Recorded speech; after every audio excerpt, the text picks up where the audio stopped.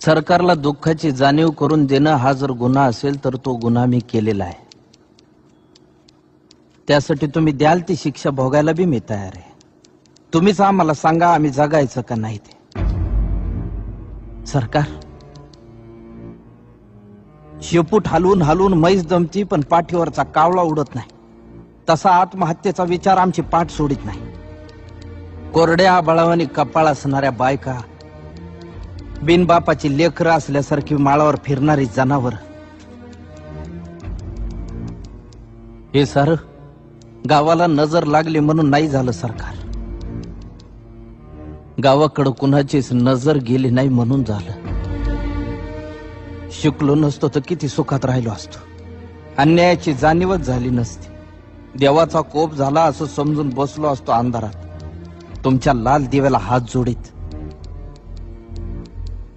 गोचिडासारखे चिटकून बसले सातबाऱ्याला सावकार आणि बुजगावण्यासारखं उभं आहे सरकार.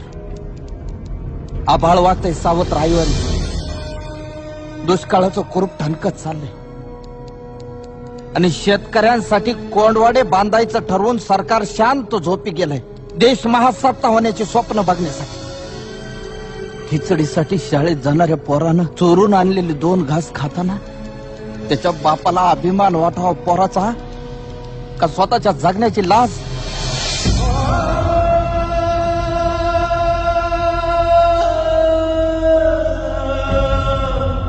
अजून अंत पाहू नका सरकार. शेताचा मसलवाटा झालेला आहे. ज्या दिवशी शेतमालाला भाव मिळत नाही म्हणून उभं पीक जाळतो आम्ही, त्या दिवशी तुमच्या नावानं सुतकच पाळतो आम्ही.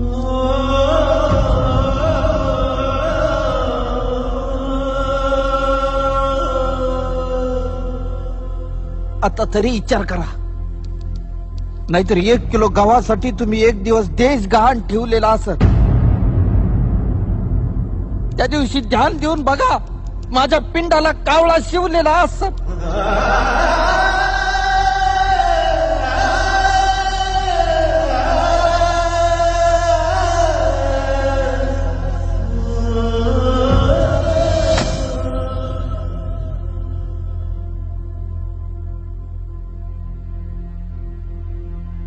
माझी काहीच तक्रार नाही.